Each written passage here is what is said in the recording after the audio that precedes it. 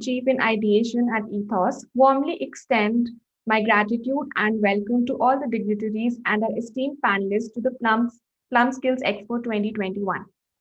Today's panel discussion deliberates on the topic of innovation and sustainability of ecosystem of vocational training. Without much ado, let me introduce our moderator and chairperson of the session, Mr. Baljit Sopti. He is the MD of Systems Tech India and as well as Virtual SaaS Private Limited.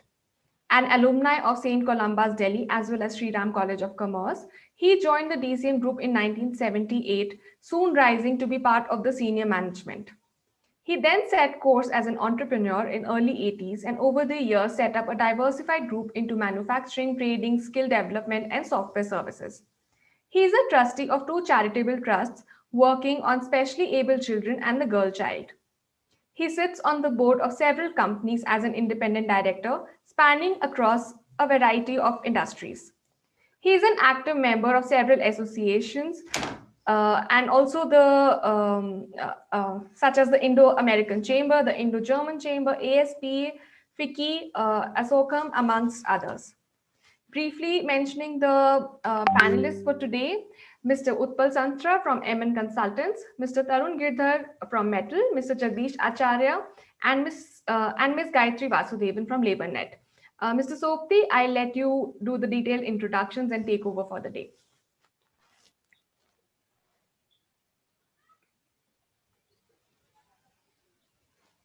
Mr. Sopti, over to you. You might be on mute. Yeah, I was on mute. My apologies. No worries. All right. Thank you very much, Nikita, for your brief introduction of the panelists. I think I would like to, because each one of the panelists is extremely eminent in his or her own capacity, covering the 4 pillars of the skilling ecosystem, that is the training partners, the assessment partners, the sector skill council, as well as the end users. First, I'm only reading with no gender bias what has been presented to me in the order in which it has come. Dr. Gayatri Vasudevan, who's the Executive Vice Chairperson of LaborNet. As I could see, Dr. Gayatri Vasudevan is an extremely influential person in the skilling industry. And in fact, she was cited as one of the top 50 women in business by Business Today. And she was also awarded the Entrepreneur of the Year in Social Business category by Forbes India. She's done her BA Economics Honors from Delhi University, Masters in Social Work from the University of Mumbai, and has attained a Doctorate in Developmental Studies from Institute of Social Economic Change. And of course has several publications in her name in the area of labor and employment, and most importantly, gender issues. Between 1999 and 2007, Gayatri worked for the International Labour Organization, and then she went on to co-found LaborNet in 2006 with a vision to enable livelihoods and enhance quality of life through education, employability, and entrepreneurship. LaborNet has impacted about 1 million lives, empowering youth, men and women to learn, earn a decent living, and become profitable micro-entrepreneurs. Welcome, Dr. Vasudevan. We also are honored to have Mr. Jagdish Acharya, who's the Chief Executive Officer of Paints and Coating Sector Skill Council. Mr. Acharya has 40 years of corporate experience in the paint industry, of which 25 years was spent in international markets of South Pacific, Australia, China, and East Asia. He's advised Asian Paints and Crompton's on CSR initiatives. Some of the important positions held and accomplishments of Mr. Acharya is he's been the chief executive of Jade Head Managers and Associates. He's been an advisor to Asian Paints. He's the CEO of PPG Asian Paints and was also a member of their global leadership team. He's been the president and member of the Management Council of Asian Paints Limited. He's the regional vice president and member of the Management Council at a different time, of course. And he's been the CEO of Asian Paints Queensland Limited. So he does bring a lot of international experience to his credit. Welcome, Mr. Utpal Santra, Director of MN Consultants Private Limited. He brings a very enriching experience of 30 years in structural design of projects having worked throughout the country in various types of high-rise apartments, office commercial buildings, hospitals, industrial structures, etc. His company, which was incorporated in 1983, provides consultancy services for civil and structural engineering aspects from initial planning to final execution. The activities of MNCPL have been challenging, varied, and diverse. And that's what brings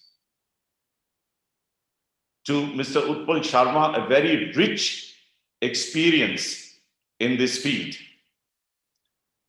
He has a long list of clients which reads like a who's who. So I can only mention people like Taj Hotels, Starwood Hotels, ITC, Shapurji Palanji, Simplest Infrastructure, amongst others. Welcome, Mr. Santra. Hello. Hello. Mr. Tarun Girdhar, COO of Metal. I thought it should have said Metal Mercer. Tarun is the CEO of Mercer Metal and is working with partners globally and enabling them to leverage technology, which is the buzzword these days, to conduct assessments efficiently and reliably. Tarun has been in the assessment space for 8 to 9 years, has been working with various stakeholders to make assessments more objective, fair, and auditable. Tarun has 15 years of experience across telecom, retail, tech companies. He holds an MBA from MDI Gurgaon. Good to have you there, Tarun. I would very briefly like to set the tone of today's session. It is an acknowledged fact that in the new world order, vocational education and training will play a very pivotal role in the sustainable development. More so with the Prime Minister's call for an Atmanirbhar Bharat, it has become imperative for us to intensify our efforts towards rapid growth and development of a workforce that is empowered with continuously upgraded skills and knowledge to enhance the attainment of this goal of an Atmanirbhar Bharat. What is very important is to recognize is the fact that to attain long-term goals, we need to work on a sustainable skilling infrastructure, and that can only be achieved through continuous innovation. And hence, I presume, was the reason why this topic for discussion was selected. This implies a much stronger focus on innovation and the use of technology for growing and continually continually improving the program delivery. To set the tone for this discussion, I would like to just state some already known facts and give some pointers which the expert panel here can deliberate upon.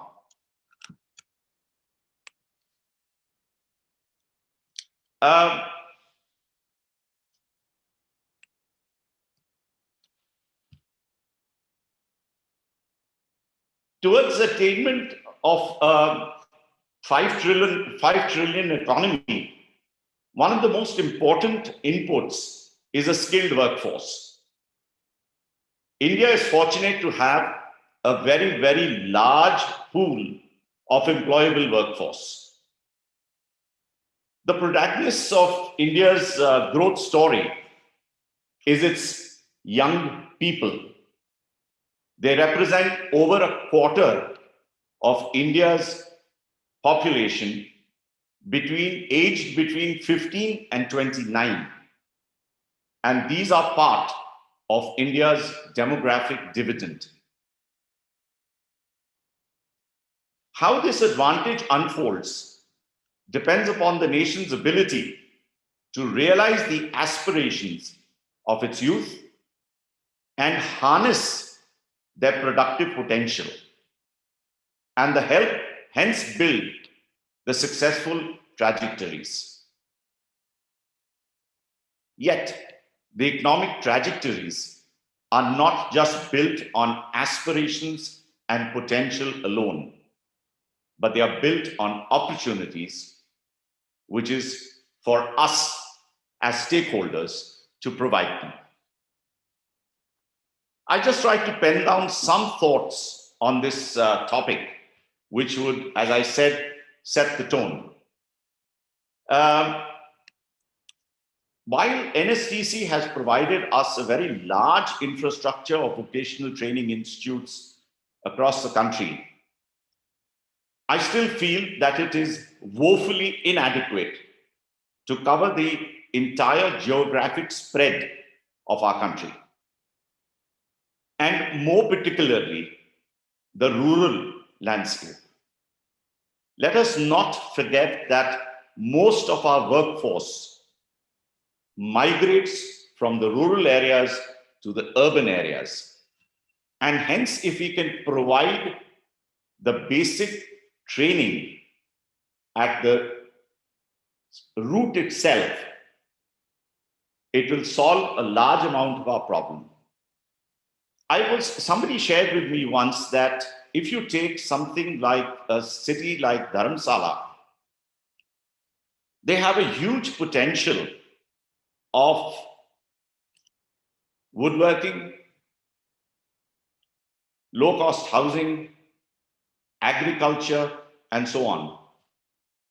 But there is an absence of training facilities to address these particular aspects of what the requirement locally is. The second point I wanted to bring, which I think has now been implemented, is implementing or introducing vocational training in schools. This is very important because in large number of developed economies, you will find that vocational training can be introduced in schools itself. Other than the training aspect, a very important point which comes up is respectability to the profession.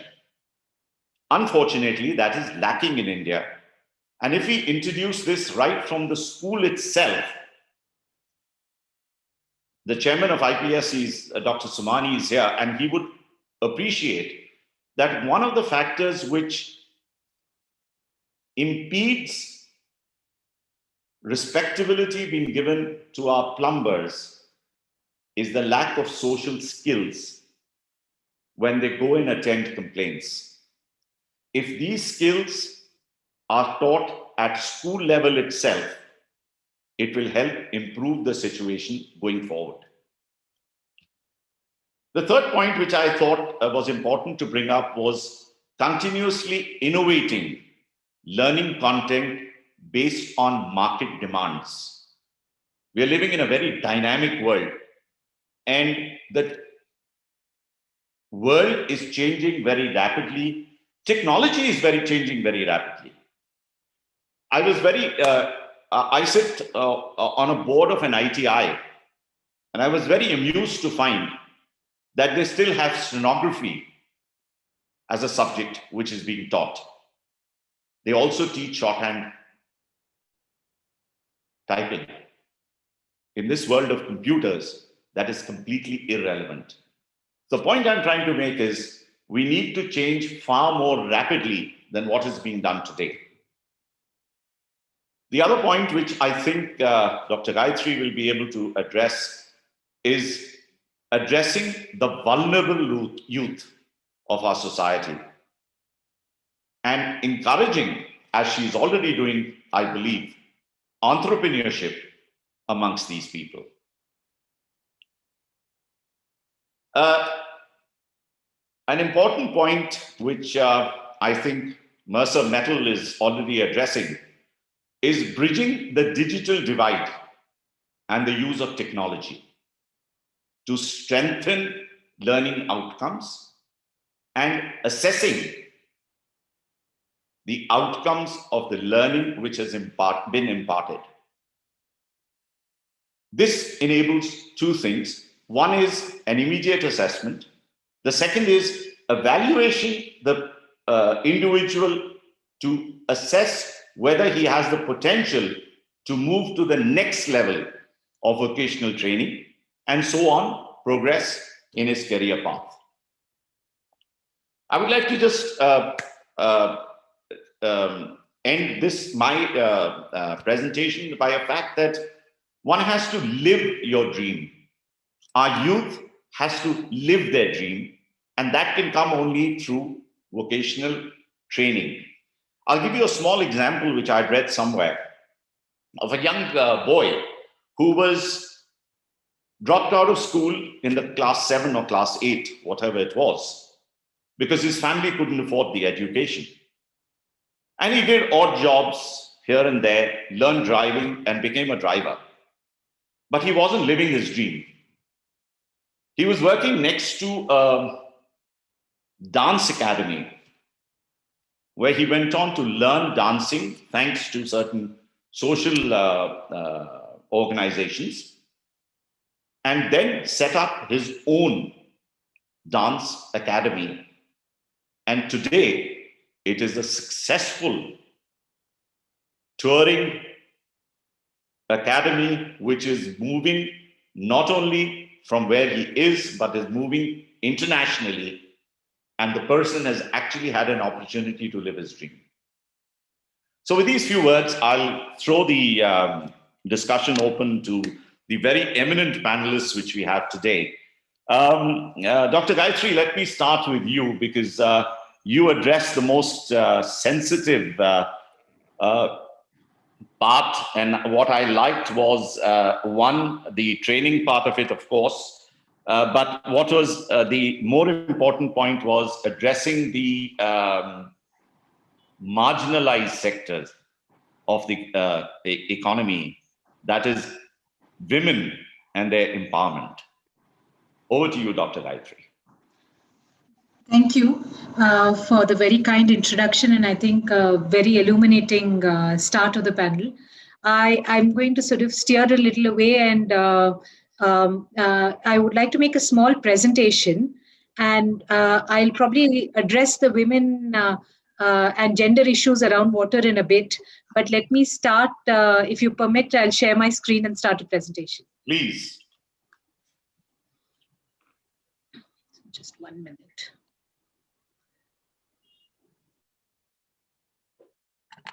So I'm assuming the presentation is visible. Yes, it is. Okay. Let me start. I wanted to actually address it from skills, but in the context of what plumbers do and what is the importance of water. And today the whole issue has been on the Jal Jeevan mission. So I want to bring in vocational training from the context of where plumbers use their skill sets in rural India. And that's really what I want to address. It's getting stuck. Let me just, yeah. So I'm just going to skip fast, but fundamentally, one of the goals that the Prime Minister has been calling out is that we'll have piped water supply to all rural households by 2024. This has enormous implications to two sets of people. Earnings at the rural level with plumbers, companies which are dealing with obviously pipes and anything associated with it, and of course, people who are left in the villages who are generally women and the old. So I thought, let me just understand what does it mean in real life, how does it mean, and what is the components of reaching this if we have to do this. So in a context of a panchayat, you have gram sabhas, gram panchayats, and you have pani samitis.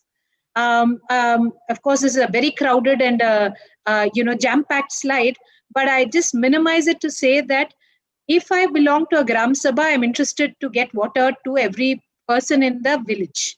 If I'm a gram panchayat, I have to approve the budgets. If I'm a pani samiti, I have to see how does this budget, which has been allocated to me, reach the appropriate thing, and the installation happens and maintenance happens. So I think that's the key thing that I wanted to really convey. And as I said, highly crowded slide, but this is where I wanted to point two elements there. Hiring trained plumbers is very, very important. This is for installation, for preventive maintenance, etc., that it becomes important. Now let's just look at what is available at a panchayat level. And I'm not a technical person. I'm just saying it from a very commonsensical view. You have hand pumps. We've seen all of that. We've seen local ponds, streams, etc. There are bore wells. There are rainwater tanks, and you have piped water. This is what is available in a village. So I was just going from here to see how does it happen. What does it mean in terms of the interface of a plumber? And just was listing down what are the interface elements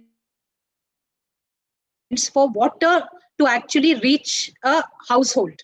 And these were the ones which I could easily, let's say list out. And I'm not going to read it out, but I think what is evident is all of these are important.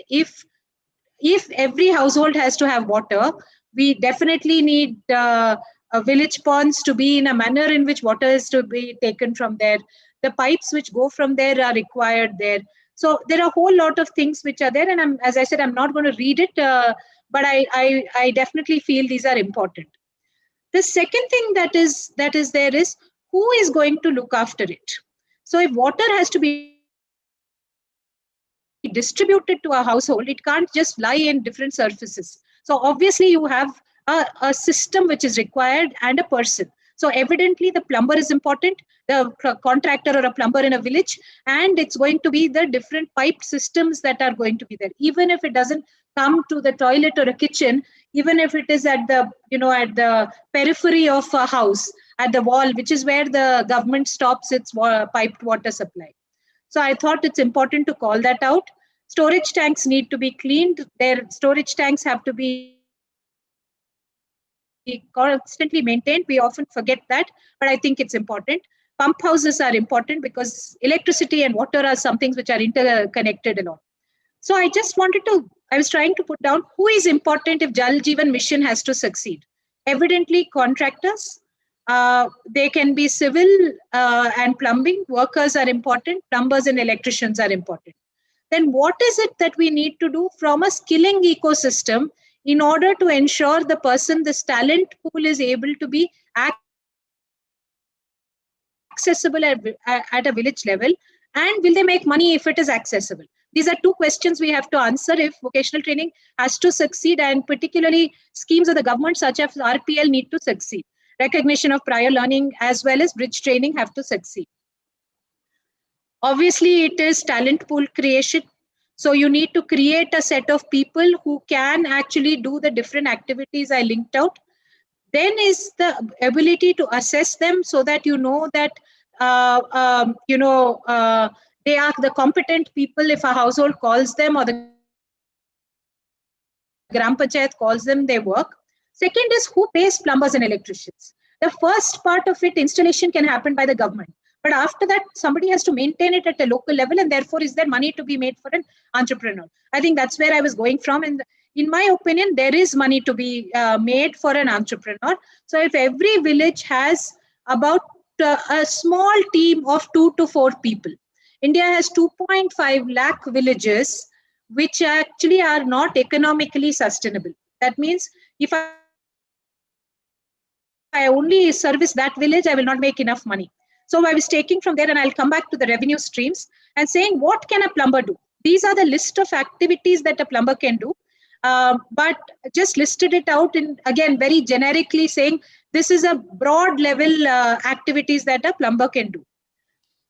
This is what an electrician can do, and I'll come back to why it is important for both to coexist in a village.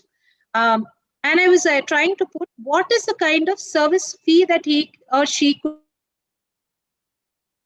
charge in different areas that is available. Again, very rough estimation from a slightly more developed state, because I did a sample in Haryana and Karnataka as 2 states I just took. So I have not taken, for example, Odisha or Madhya Pradesh. So there could be variances, but just put it on a very rough estimate. So this is how much the person could charge.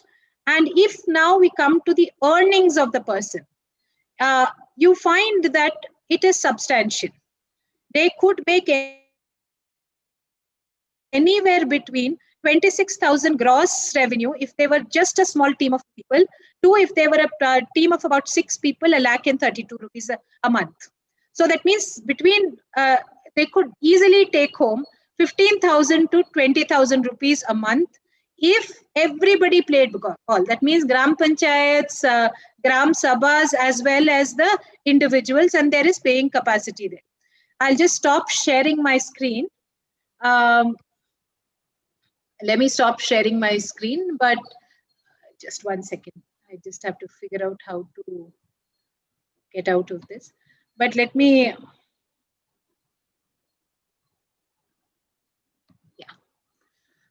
The point I was trying to make is vocational training, often we think of it outside everyday use. And that is why these trades are not aspirational.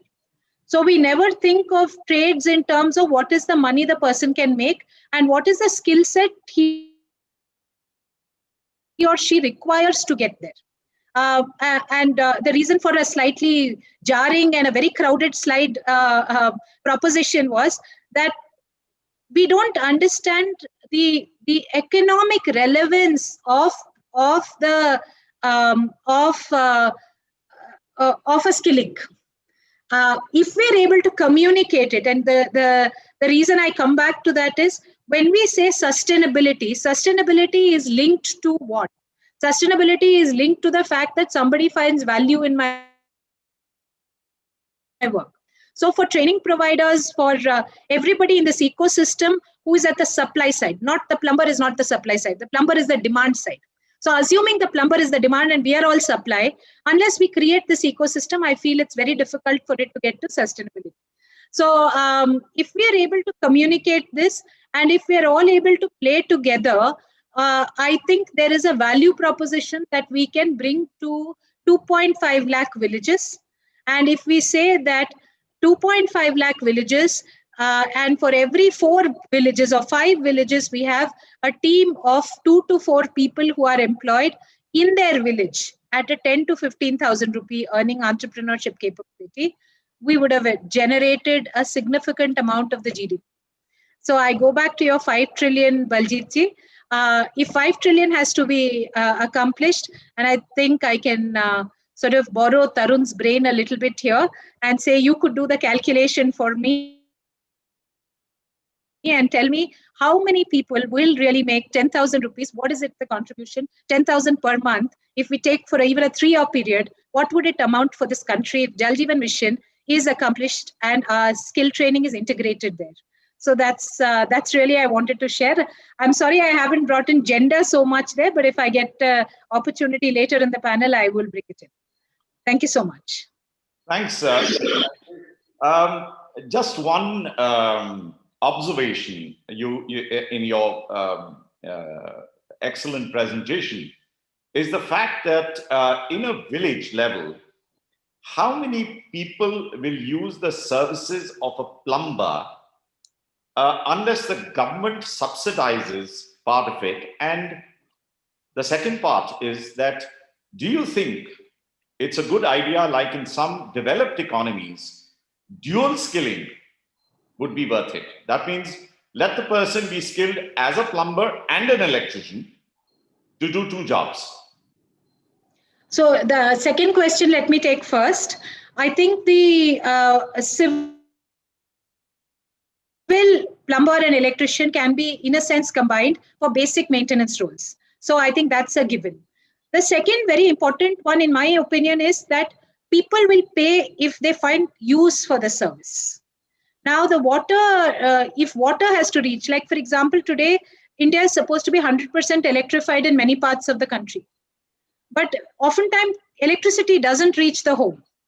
So I think the ability, that's why I put in AMC. I'm sure they will pay for AMC if they feel there is a way in which water will reach them.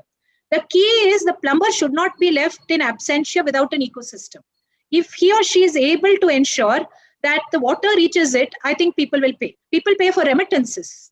Migrant workers come to cities all the time and they pay very good money to financial companies for remittances. So I think people pay, and today with the kind of charges that I had put, I think it is important. What I don't know is, do we need subsidy? I think subsidy for sure is important to create this ecosystem. Post that, I think slowly it needs to become self-sustainable. That in PPP we often don't understand the public partnership for the soft skilling. When I'm saying soft skilling, it is also plumber upskilling, reskilling, etc. So I think that's where I would call it out. But it obviously requires a lot more detailing. These were just thoughts I thought I would share with this esteemed group and panel. Well, I completely agree with you that subsidy should be the last option on any government's agenda. I think it will be appropriate to move to Mr. Acharya, who can share with us his insight as to taking it further, or what Gayatri mentioned. How can this be really achieved from a sector skill council perspective? Thank you, Mr. Sopri, and Dr. Gayatri, thank you for your remarks there. It's very thought-provoking. And Mr. Sopri, you also mentioned some very good points, and some of the points I'm going to raise here are connected to both of the points that both of you have raised, You know, as you know, I had the opportunity in my life to be in different parts of the world. And in the area of skilling, what I found most interesting was my experience in Australia, where I was the head of the Asian Paints Australian company. We had a manufacturing company. And it is then I realized, how much a painter is valued, or any vocational is an electrician or a plumber. There was a kind of a respect in the society. If you say, look, I'm a plumber, you're still, because he's got all the wherewithals of any normal citizen. He comes in a car, he's got a good house. So there is respectability. And more than that, even the work that he does is impeccable. I remember painters coming to our house, and you wouldn't even feel that there is, something that has happened the night before or the day before. He would go spick and span, the place would be wonderful. And so when I took over this thing, as I've been in paint all my life, when I took over as the sector skill council head, I had a deep feeling that we must change these aspects, So I said things are different in India. So let us see. The figuring out I realized was what differences matter. And so I came out with a few points, Mr. Sopti. One one difference I found is that there is a predominance of informal sector here versus the formal sector. In painting alone, and I'm sure it is true about plumbing or masonry, etc. In painting alone, there are 16 lakh painters in the informal sector. Point number two is, as I said, respectability is not, is there, very much there, because whenever you think of a painter, you ask anyone, they will have a picture of him which may not be great.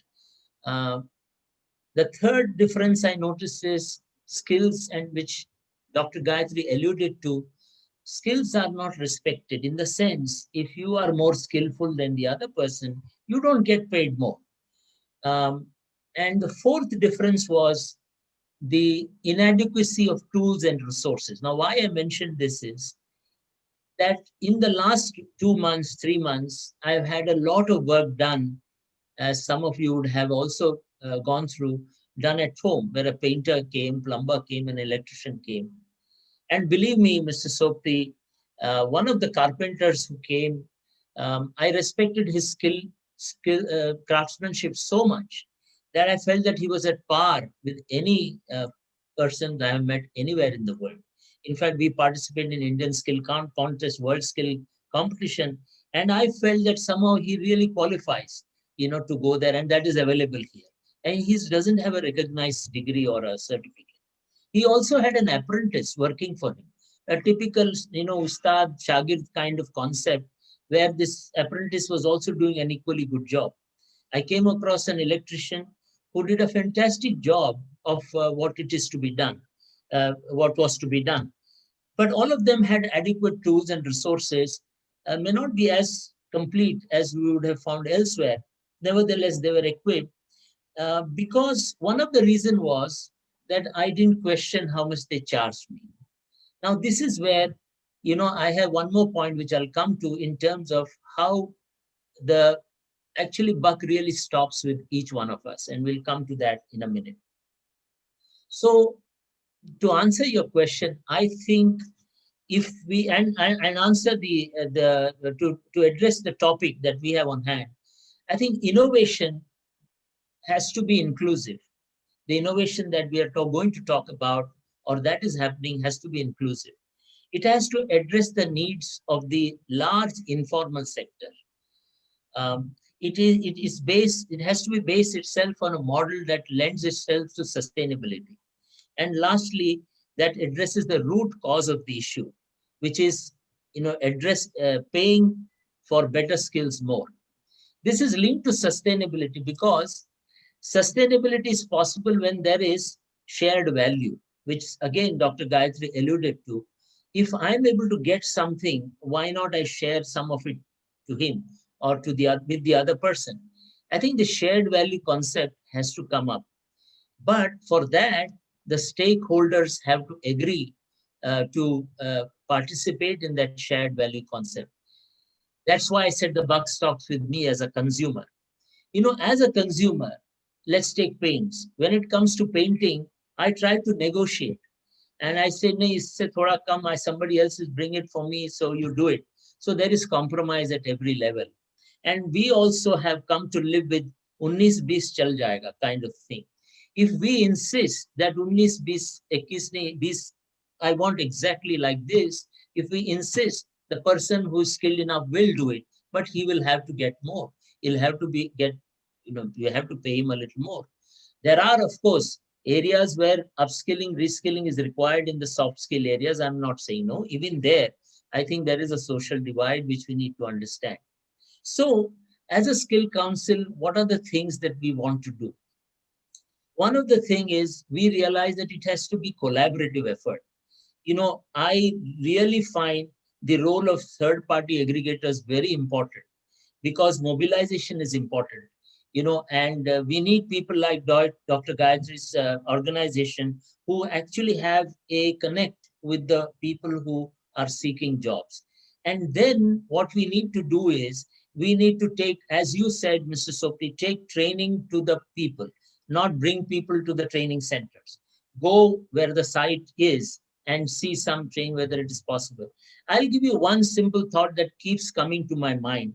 In every village, every panchayat, every gram you go, you'll find, or every urban area you'll go, localities you go, you'll find that casual workers come there, all of them from all professionals, they come to an area, and then the contractors come in the morning and pick them up, depending on the skills of that day, requirement of that day. I feel, we should set up training centers in those areas. When those people are free, take them on for a training and send them reskill, upskill, do what you have to do without, we have to ensure that they don't lose out on their daily jobs, because training again is at the cost of some, it's an opportunity, it's a cost of something else. So we need to understand these dynamics that happen in the market and build up reskilling and upskilling. Last point, sir, I would like to mention is we have to recognize traditional apprentices. We keep bemoaning the fact that our country is not skilled enough, 3%, 4%. I don't think that is true at all, sir. We are, otherwise, India wouldn't be what it is today. We have skilled people. Maybe they are not formally recognized. And so there are apprentices who are already in the system, traditional shagids, who are working with the ustads. We must try and incentivize that concept so that it becomes, acceptable in the society. Arey, main inke saath painter hu is good enough for a marriage. मुझे painter की apprenticeship है मेरे पास. It's good enough. That kind of respectability will come. Only then we can then go to the schools. Only then should we go to the schools or at the vocational level for some of the skills I'm seeing, like painting or plumbing. You first create that respect for the trade with the way we as customers treat them, and then it's easier for us to take it to the schools. Thank you, Mr. So. Thank you very much, Mr. Charya. Yes, you have a very relevant point when you say that we need to first get the respect for the profession before we actually start this process at the school level. But I think we are, maybe, don't hold me to it because you're more experienced in this than what I am, we're putting the cart before the horse. We never tell a child in school that being a plumber is a very respectable job. It's as respectable as being an IT operator. So I think we first need to instill these values at that level before we can actually implement them going forward in vocational trainings on a long-term basis. And I think with the way the world is headed, which we keep proverbially calling the New World Order, the digital divide has to be narrowed. And as you rightly said, nobody wants to compromise on his wage for the day. And if we are able to incentivize them to learn at home, right, it can narrow this gap to a very, very large extent. I can give you the example of my own daughter, who is still in school, but she has been taking on online courses of Harvard, Stanford, and others in her area of interest. And those are done in their free time. So I think this is something we should encourage.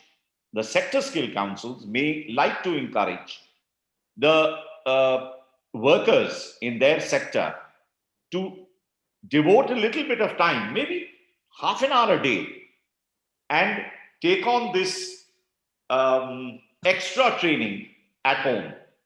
And that's what brings me to Mr. Tarun Girdhar,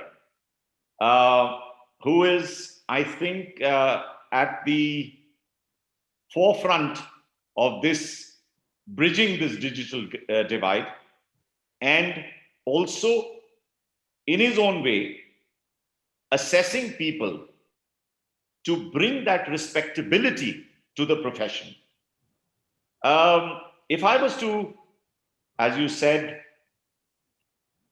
just give out certificates of RPL to people working in my organization and not have a good assessment backbone, I'm afraid we'll not achieve what we set out to achieve. Tarun, let's hear from you as to what are your thoughts on this. Thank you, Mr. Sopti, for the introduction and setting up the context and sharing the value that assessment companies bring on the table. I think Gayatri ma'am has shared, some of the good work that she is doing, and the organization LaborNet that it does. We've had opportunity to work with them in a couple of projects and have seen closely the good work that happens on ground with LaborNet. So many congratulations, Gayatri ma'am. Acharya sir, you mentioned couple of points. Respect for you mentioned an example. Your experience in Australia where plumbers and painters have respect. They come in their own cars, have good houses, and they get the respect in the society. I would bit differ from the group here. I don't think as a society there is enough respect for skills. Whatever we've done past 8-9 years in the skill ecosystem, beyond a point, we've not been able to make them aspirational enough. We've not been able to create enough respect for the skills, and that's a direction ideally we should go into. And it's rightly linked to the payouts, the money a skilled person takes home. And the larger question is, are these certificates or are our programs leading to delta increase or net positive increase in their incomes these people take home? I have a small presentation, and it's not as detailed and well researched as Gayatri ma'am's, but it's more there just for context.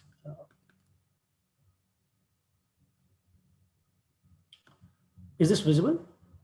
Yes. Perfect. I'll just move on with this. I've broken down, and my presentation is more, and my thoughts are more from the point of view of an assessment company. It's more generic, and I've kind of broken down the topic that was given, sustainability and innovation in the skill ecosystems. I've broken down sustainability and broken down innovation. And when you talk about sustainability, I mean, there are 3 key factors for any business ecosystem to be sustainable. The people, society linked to it should benefit from that ecosystem. It should be net delta positive on all economic frontiers for all the stakeholders involved. And for the environment, and in this case, since it's scale, I'm not saying the activities that we're doing are harmful or have a negative green impact on the environment, but at least I'll probably take macro environment and the country as a environment. If all these 3 converge, and whatever activities that are done in an ecosystem create net delta positive effect for all the stakeholders, all these parties, that ecosystem is sustainable. Talking specifically about the skill ecosystem, and again, that's whatever experience we've had, and I think some of it Gayatri ma'am would resonate with some of the points that I'm trying to bring about. Relevance. Sopti ji, you and Gayatri ma'am mentioned, why don't we train for people in that local geo? And Gayatri ma'am even went a step ahead and even kind of shared the kind of money or monthly income a plumber can make in a gram panchayat or at a village level, which was decent money, because you talk to a lot of these plumbers who come at our houses. Most of them want to be back home on decent money because the cost of living is low, then their society, their network is there.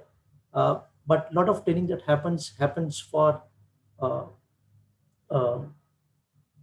lot of training that happens for people that move from smaller cities to larger cities, and cities can only take as many plumbers and painters. Second point in terms of relevance is industry participation. Sopti, you made an example where you at an ITI where you mentioned they still teach sonography and typing in today's world. It's not relevant, right? I mean, our curriculum design, our education system has a lot of catching up to do, and unless we are training for the right skills, unless we move away from the rote learning system that we have, unless we move into more project hands-on skills, uh, I think we are not generating enough skilled employable workforce. Uh, Macro factors, uh, for example, some of the programs we scale a lot of people who don't get enough money in India, but there are a lot of countries where there's a demand for skilled workforce. India as a country is sitting on a workforce which is young, which is employable, which can be trained and sent overseas, uh, where there is better reward for the skills that they have. Why can't these programs be scaled enough? I know, I'm aware there are certain programs, but they're more like very isolated programs, or small islands of good effective work. But why can't we scale up these programs and uh, help in movement of people, and this would also impact our country with money coming back. One of the challenges that we face in the ecosystem is continuity uh, of programs, uh, and a business overall. Um every time there's a change that happens at the ministry level or at some level, there is always a reset, program stop, then restart.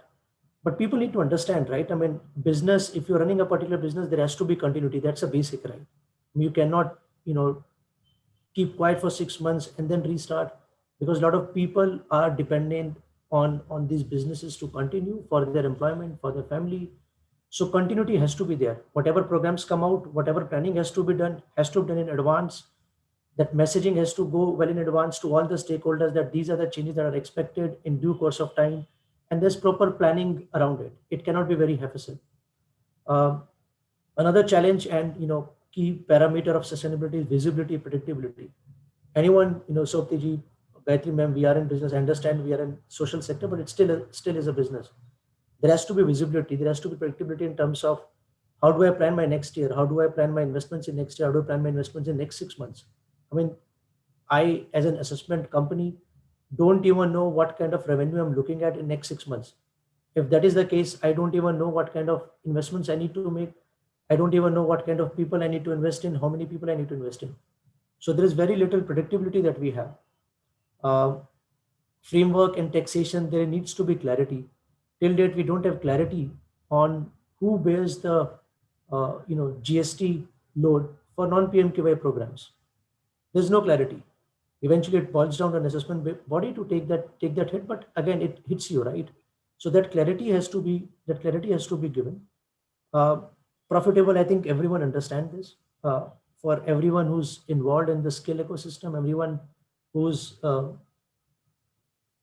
working here for a cause, there has to be a net positive impact for all stakeholders, even if it's a trainee, right? I mean, a trainee invests 3 months, 6 months of his her time to get trained, and so you mentioned there's an opportunity cost to it, uh, but after that end of 3 months or 6 months, is he earning more than what he was previously earning? There has to be a net positive delta. There has to be a net positive delta for all the companies that are working in the ecosystem. uh, Otherwise, they cannot reinvest back in the system. uh, and third, whatever work that happens at some level, there has to be an element that has to be repeatable, that brings in efficiency, that brings in scale. With whatever changes that happen, everything 3 months, 6 months, there are 50 different schemes running, 50 different programs in the 15 different SOPs. It doesn't make sense, right? We're scaling for one country. Why can't be there a one skilling framework, one skilling process for the entire country? The payouts, the processes, assessment SOPs, it's so much, it varies from one state to another state, from ministry to another ministry, one department to another department. And you cannot in that scenario bring in efficiency, scale, and contribute back. So you know someone needs to sit with all the stakeholders and bring in some level of commonality across all the programs.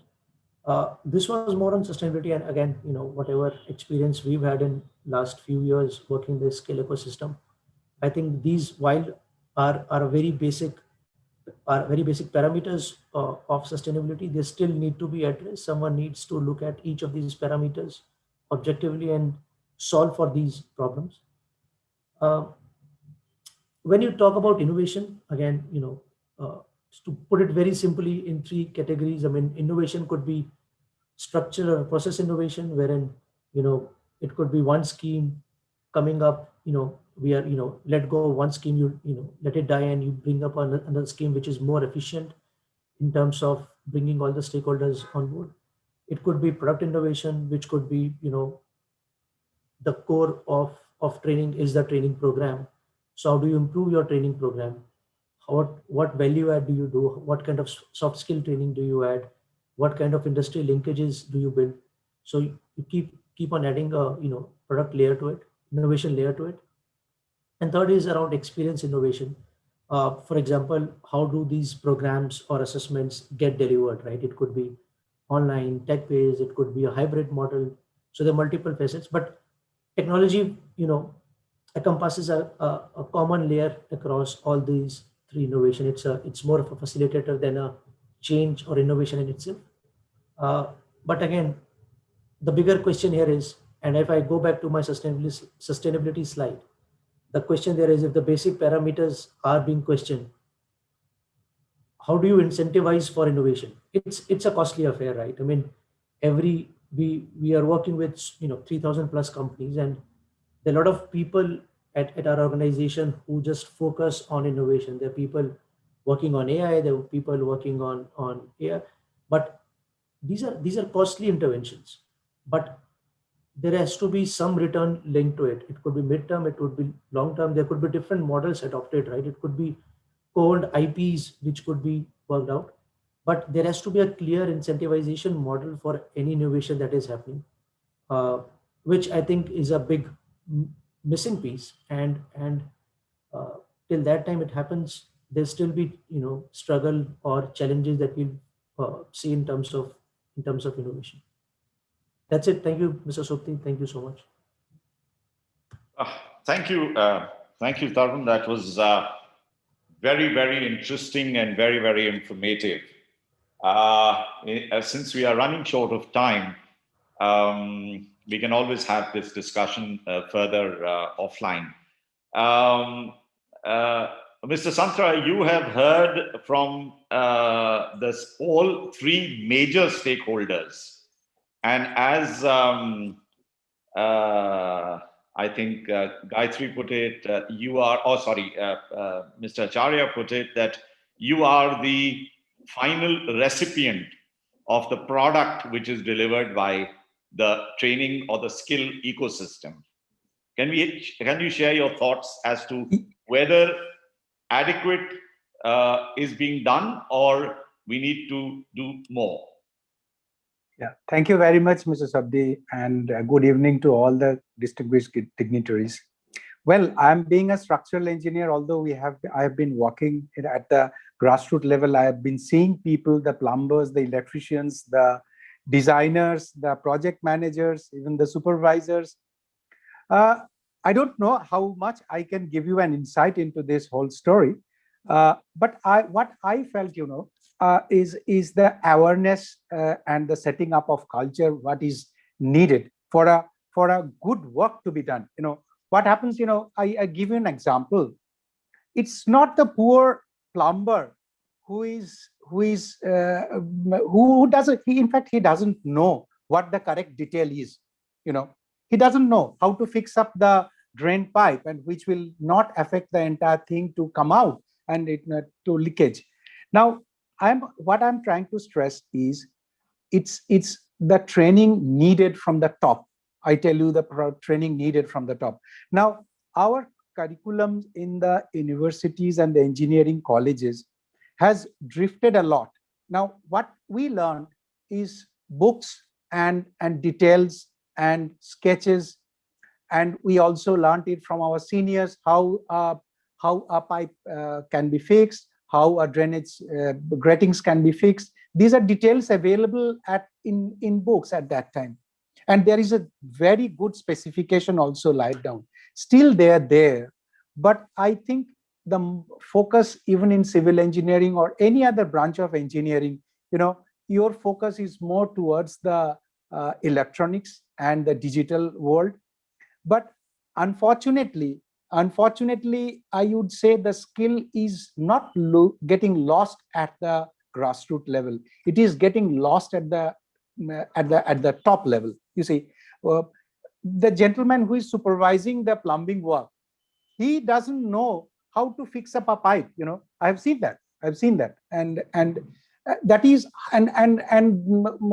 plumber ko gali marta hai. Now this is not the right thing to do. He doesn't know how to fix it up, and he is training that gali de raha hai, that plumber ko. So this is a one which I have noticed is very important, that the correct engineering detail must be there in the curriculum, which in all disciplines. There is it is not only the plumbing, it's not only the electrical, it's in the civil, it is in the carpentry, it is in mechanical, in all sorts of disciplines in engineering, that we are losing this game. And why these laborers, when they are abroad, they work so nicely, they present you. These are the same people that were working outside, and how can they give it? Because they are being supervised by people like us also, but they have been trained in a different way altogether. That is what the difference I have seen from this thing. Apart from this, how much time do I have? I think we don't have, right? Well, don't worry. I think this is the last session. So, Gunjan, are we good with time? Yeah. Sir, I think the discussion is quite interesting, and I don't think the viewers would mind hearing. I see. Okay. Thank you. Mr. Utpal, please take as much time you want. We've got about 250 odd viewers through the Apna platform, through the Fiki Bike platform. So there are a few questions. We will kind of put them across as well. Yeah. So coming back to my engineering, this is one which I noticed through in my when I go to the site visits and everything everywhere. Now the other thing that again, it's the awareness that I would like to point out is there are two types of things in a sanitary and plumbing. One is the exit, and the other one is the entry into your house. Now between these two, the exit is, as we all know, the exit is more dangerous because it is carrying the waste, and it is carrying very chemical material along with it. Now the plumber who is doing it, he doesn't have the complete knowledge of it. So while doing that exit work, he must understand the criticality of the corrosion power of the exit water that is going out. For example, now this is where the sustaining thing will come. We are doing high rises, 50 storied, 60 storied, 35 storied, and even more than that now these days. Very common. Now, we have gone into this engineering in a very fast pace. Now, whether our services people have also come up into the same way or not, that I have a question to it. I have been to one of the site very recently in a very high-rise building that is being constructed. Now, the pipes are being fixed with nuts and bolts on the RCC walls, and the depth of the nut and the frequency of the nut is the same that is being there in a 10-story building. Now, try to understand the difference between a 50-story and a 10-story. In a 50-story, the gush of water that will come from the top, it's a huge velocity that will come, and as well as the momentum. Now this will create a vibration in these screws and nuts that they have fixed.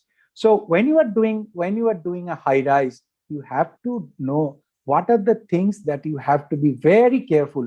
Now, we do not expect a plumber to know all this, So, but I am sorry to say that this is a thing that is being missing from our supervisors and even the designer. You need to give a very good detail which can be implemented and successfully implemented.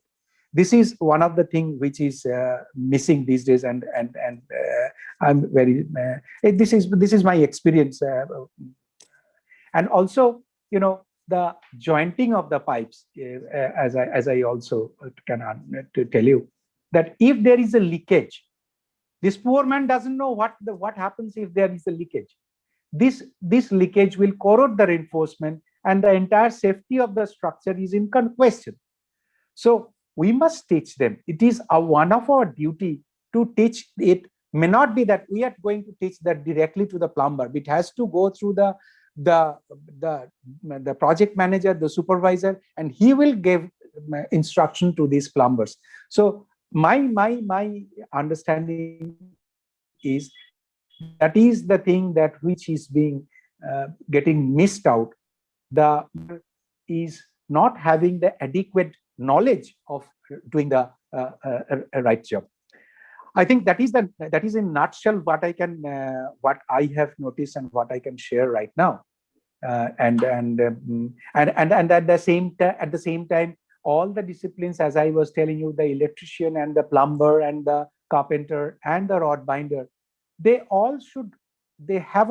must have a complete coherence between them, so that, you know, see, the electrician, they lay the pipe between the reinforcements, you know, and sometime later the reinforcements will come together, paste the two pipes together, and you get the end user is affected. So these kind of things, the kind of things which I think is very important, that the supervising level and the project managerial level needs to be aware of the thing, that they must have the responsibility, as well as the designer, of course, us, to get the right detail.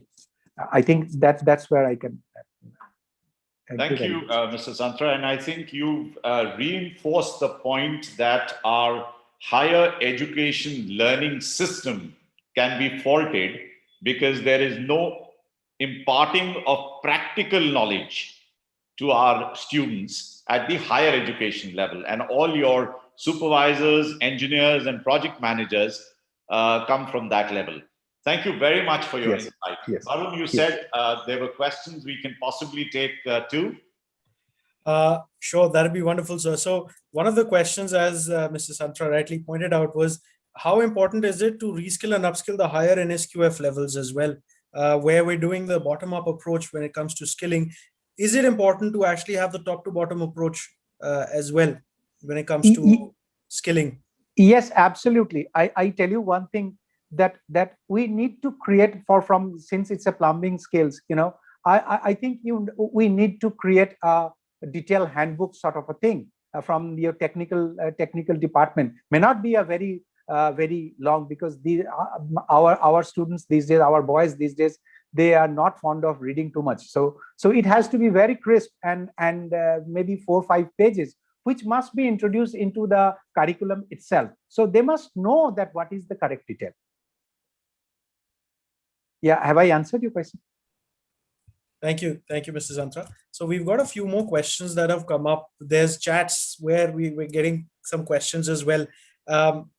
One question that's also come through, it's more of a comment than a question, but I'd like to kind of take the views of the esteemed panelist here. Bridging the gap between the demand and supply. Of course, assessments play a very important role, but it's the end result of employers being able to see and employ the candidates, whether it be the RPLs or the fresh skilling. Mr. Acharya, would you like to take this question? So here the essence was, if the employers are made part of the assessments itself. Yeah. First of all, to answer your question, the ASEEM portal, which is introduced by the government, and there are many other portals, ASEEM portal addresses this question straight away. All those who have participated in the scheme, with the government scheme, their employee details, all the candidate trainee details are uploaded already in the system.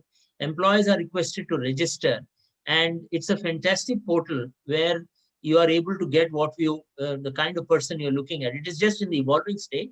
So that's the first question I would like to answer. Yes, employers do get involved in, not directly in assessment, but whenever the RPLs are held, the employer representatives are requested to come and look at the entire training and the assessment process. We also develop question banks based on domain experts who come from the industry. So yes, the employers are involved with the assessment, but the apprentice program is a place where they are more directly involved. RPL and STT programs are less involved, but because domain experts come from the industry, there is a certain amount of involvement. Dr. Can I come in, Varun, here?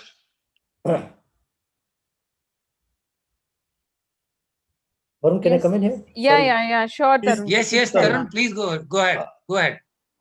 I'll differ a bit, Mr. Acharya. I don't think we've seen enough industry collaboration happening in scale ecosystem right now. I agree. There is a group that works probably in designing of noses, designing of the framework. But post that, is the same group even hiring from the candidates skilled from that SSC? I don't know. I'm not still sure. If you even look at some of the organized sectors, I don't think there is enough participation of industry from there. Even someone like us, the portal that you mentioned, I don't think enough people know about that portal. I don't think enough employers are registered there. I don't think enough employment opportunities are being created through that portal. And it's probably not the first time that certain a portal like this is there.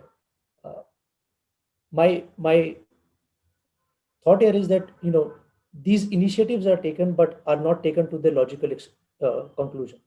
I mean, there has to be someone who's completely owned on that portal, someone whose job, whose KRAs are dependent on that portal, becoming successful, number of people that are getting hired, and these people have to be skilled enough, paid well enough, and the person who's owning up this portal should be aware of the recruitment industry. So there are a lot of factors that has to happen. But if just launching the portal, doing a few media clips and newspaper ads, I don't think it'll create an automatic build automatic value. I mean, there has to be sustained effort to do that.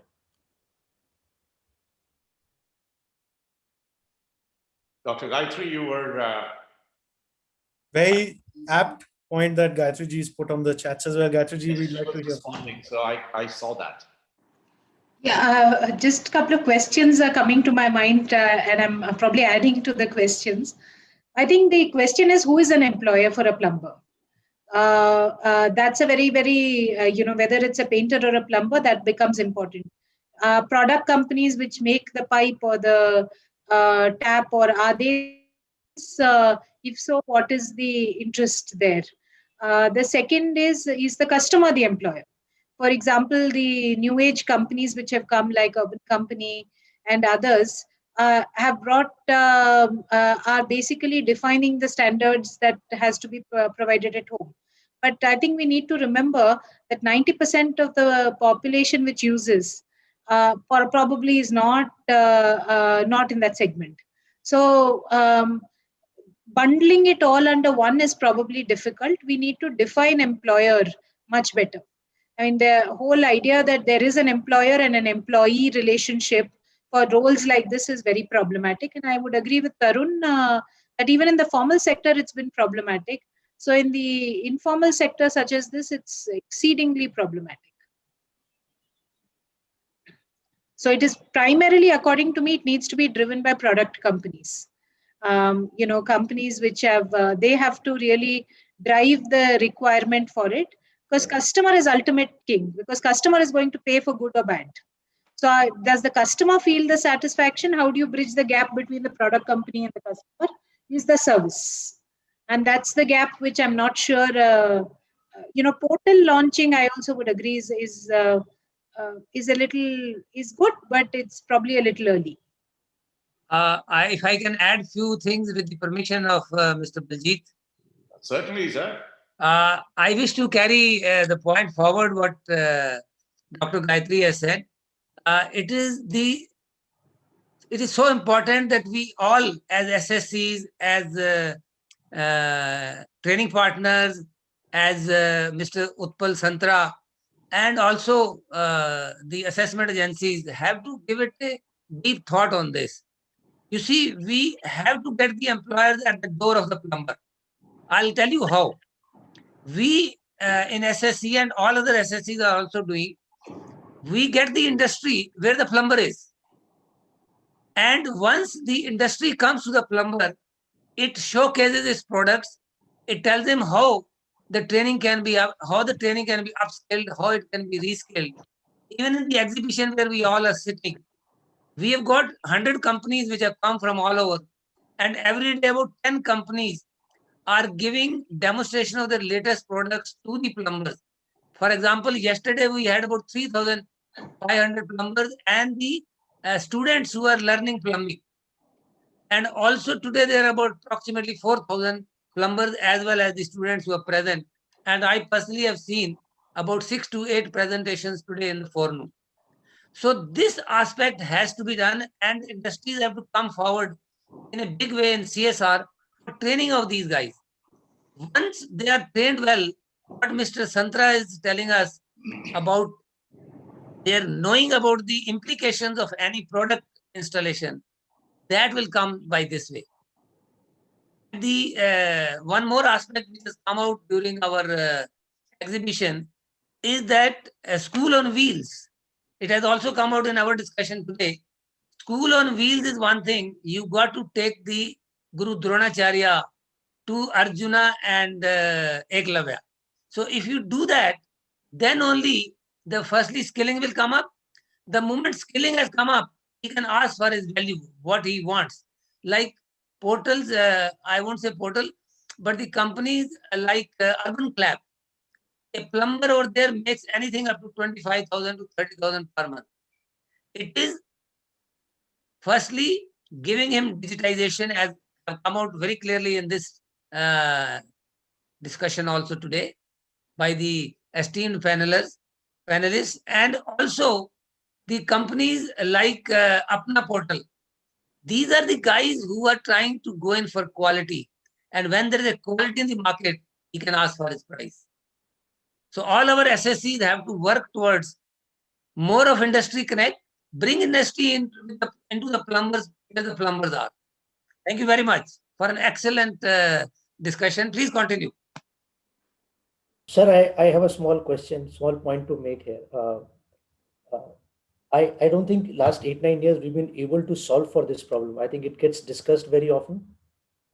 And I think a lot of resolutions are made, but we've not been able to solve for this problem that industry gets involved in a way the industry should be. And the basic problem here is, sir, I don't think we are incentivizing the stakeholders correctly here. You know, beyond a certain set of industries or groups, I don't think there is enough incentive for the industry to hire from the skill ecosystem or skilled people. One, obviously, you know, we've not been able to generate the value, create enough value for that certificate. And two, industry is not incentivized to hire from here. I mean, as long as there is enough supply, enough, the pipeline is big enough, they can get a supply from anywhere, right? I mean, why should they hire from skill ecosystem? Can't there be a process instead of and instead of incentivizing a student in some other way, why can't we give a coupon to a employer saying for every skilled person that you hire, here it is 15,000, 20,000, whatever the amount is, which is 1 month or 2 months salary, that you can redeem in next 2 years, assuming the person stays with you for the next 2 years. What it will solve for is, one, right incentives for the employer. And as long as there is demand in the ecosystem for skilled people, the skilling engine would continue on its own, even without government to come in and fund for some of these programs. So I think incentivization has to happen at the right points with the right amount. It cannot be just a token amount. It cannot be a lip service. It has to be impactful for people to stand up and notice. And I can assure you, if industry gets incentivized, they would come in. I mean, that's it. Tarun, I think that's fodder for a completely separate session. as we go along. Because what you have said is completely relevant. And I think, as I said, that is enough to have an independent session, which I'm sure IPSC can consider. No worry, sir. We have this exhibition for 1 month. In one of the weeks, we will organize the session and we'll get Tarun also over there. Excellent, sir. So, Varun, can I conclude this session? Yes, sir. Yes, sir. Yes, sir. Thank you so much. I think Tarun spoke a lot about sustainability of the skill ecosystem. Can I, as a parting shot from all the 4 panelists, can they suggest one innovation going forward which is going to do justice to this session? Dr. Gayatri, you first.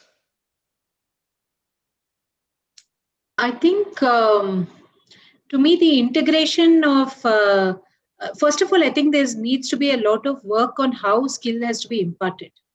I think that's where the problem is. We are borrowing too much from education to deliver vocational education. Any kind of skilling requires a different thought process, and I think the research there is the first innovation that is needed.